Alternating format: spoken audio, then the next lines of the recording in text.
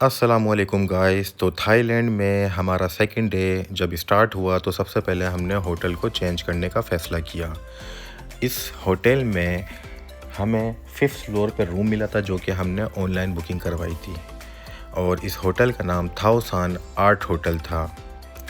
इसकी रिसेप्शन पे जाके सबसे पहले हमने चेकआउट किया और हमें करीब ही और अच्छी लोकेशन पे एक बेहतरीन होटल मिल गया जिसके नीचे हमें हलाल फूड भी अवेलेबल था।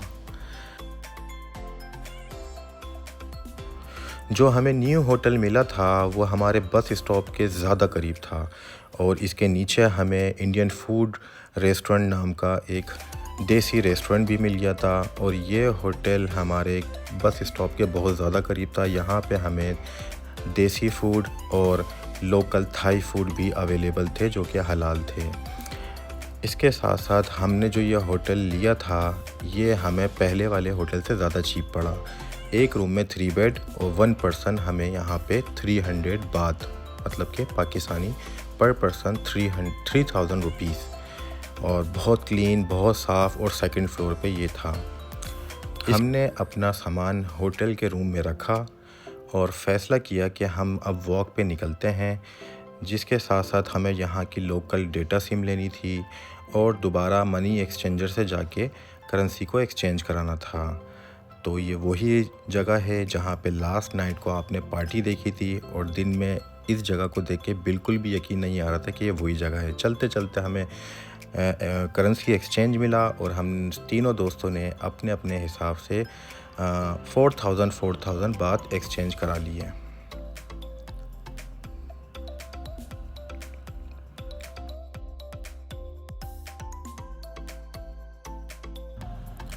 मुझे 20,000 येन के एक्सचेंज में 4200 बात मिले थे।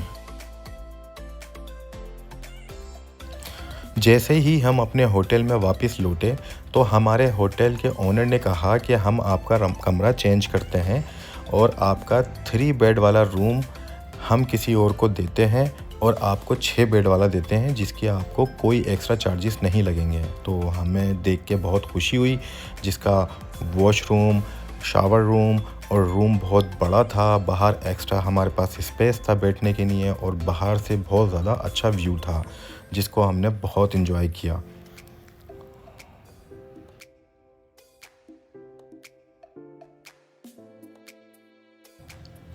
तो कुछ देर हमने रिलैक्स करने के बाद रिसेप्शन से पता किया कि हमारे करीबी नज़दीक शॉपिंग मॉल कौन सा है। तो उन्होंने हमें गाइड किया कि आप इस मॉल में चले जाएं और आपको अच्छी वैरायटी मिलेगी। हमने टुक टुक वाले को 200 बात में एग्री किया और फिर हम वहाँ के लिए रवाना हो गए, और साथ साथ हमने बाहर के नज़ारे को एंजॉय किया।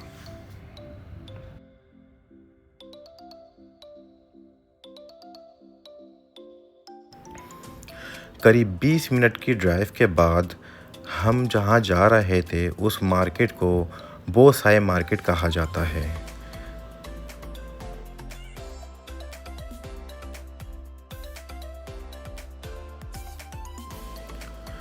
सफ़र के साथ साथ जब हमें कहीं लगता कि हमारे चेहरे अच्छे दिख रहे हैं तो हम सेल्फ़ी लेना शुरू कर देते।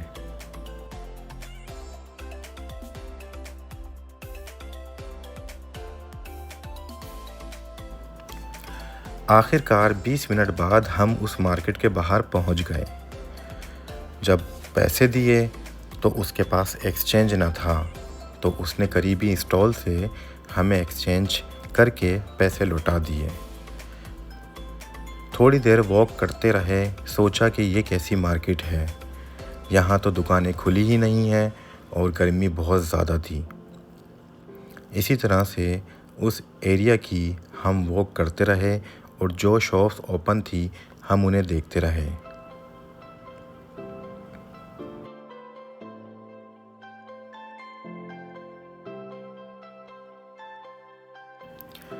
कुछ ही देर वॉक करने के बाद हमें इतना एहसास हो चुका था कि ये रिटेल मार्केट नहीं, ये होलसेल मार्केट है। तो सोचा अब आ ही गए हैं तो देखते हैं।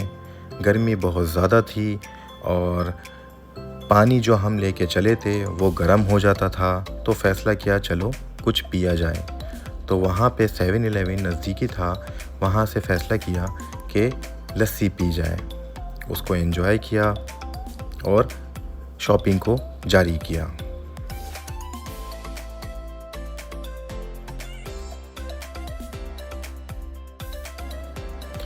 कुछ देर बाद ताहिर भाई को बहुत अच्छी क्वालिटी की 2 जीन्स समझ आईं, तो फ़ैसला किया कि इन्हें ले लिया जाए, जो कि मुनासिब प्राइस में थीं।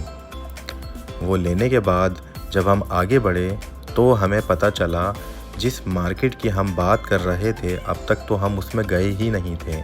तो फ़ैसला किया चलो अब शुरू किया जाए।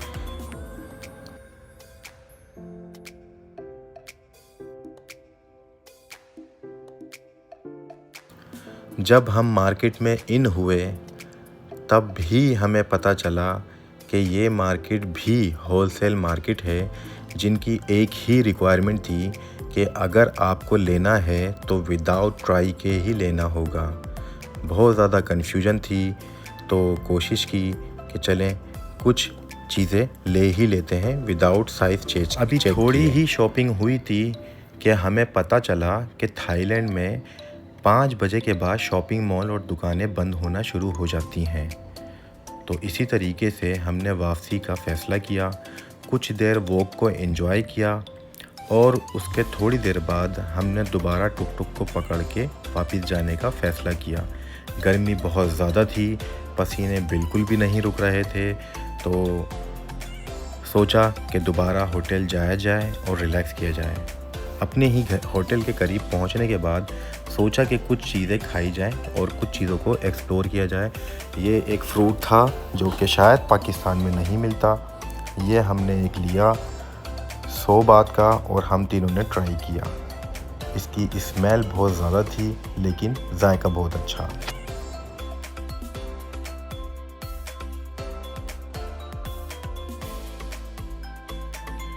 फ्रूट को एंजॉय करते ही हमें कोकोनट वाटर दिखा, तो तीनों ने फ़ैसला किया कि ये तो पीना ही पीना है, जो कि कोल्ड था और देखने में बहुत बड़े साइज़ का लग रहा था।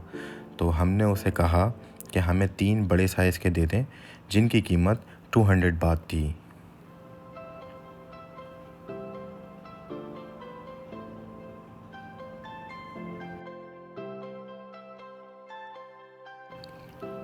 कोकोनट वाटर को पीने के बाद हमने होटल की तरफ का रुख किया और फ़ैसला किया कि हमने तो यहाँ के लिए डेटा सिम तो ली ही नहीं है, जो कि 1 वीक की 15 GB की 200 बात की थी, जो कि बनते हैं पाकिस्तानी 2000 रुपये। इसको लेते वक्त मेरे पीछे एक मसाज सेंटर का स्टाफ आता है और मुझे कहता है कि क्या आपको मसाज कराना है, जो कि वहाँ पे बहुत कॉमन है, जो कि हमारे बैक साइड पे था। तो मैंने सोचा कि इस शाम के वक्त बाहर लेट के मसाज कराने का मज़ा भी चेक कर लिया ही जाए। मैं लेटा और मसाज के लिए रेडी हुआ, जो कि 30 मिनट का 180 बात का था। मसाज स्टार्ट करने से पहले मैंने उनसे परमिशन ले ली थी कि मैं YouTube के लिए व्लॉग बनाऊंगा, तो उन्होंने मुझे इजाज़त दे दी थी, जी आप बना सकते हैं। और मुझे ऑप्शन था कि मैं अंदर लेट के कराऊं या बाहर। मुझे मुनासिब लगा बाहर, क्योंकि मेरे दोस्त सामने ही शॉपिंग कर रहे थे, तो हम एक दूसरे को देख सकते थे और कांटेक्ट कर सकते थे। सबसे पहले प्यारी सी आंटी ने वेट टॉवल से मेरे पैरों को साफ़ किया।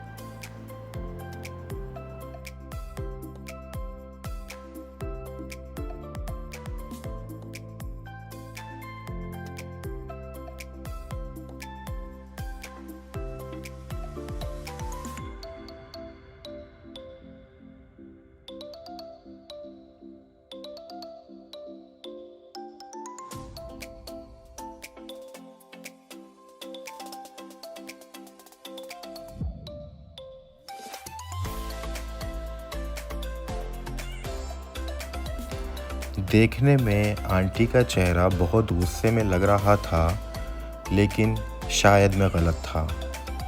खैर, मैंने अपने मसाज को एंजॉय किया। मेरा फ़र्स्ट टाइम था और हमने बहुत ज़्यादा वॉक की थी, तो बहुत रिलैक्स हुआ।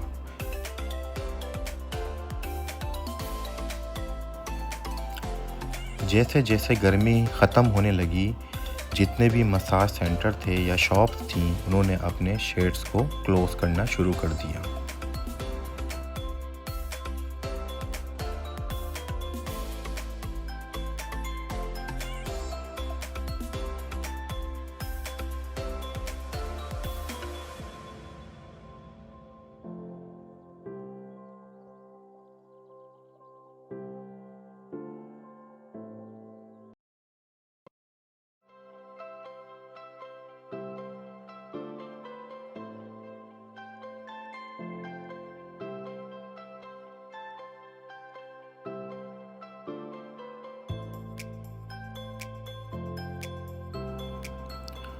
फुट मसाज इख्तिताम पे ही था कि आंटी ने कहा, आपको बैक से भी मसाज दिया जाएगा कुछ मिनटों का। तो सोचा चलो इसको भी ट्राई किया जाए।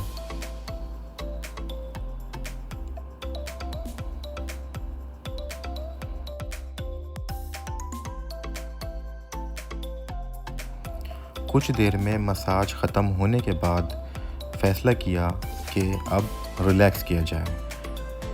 शाम हो चुकी थी, हमने होटल की तरफ जाने का फ़ैसला किया। तो ये था हमारा दूसरे दिन का सफ़र। उम्मीद करता हूँ वीडियो पसंद आई होगी। अल्लाह हाफ़िज़।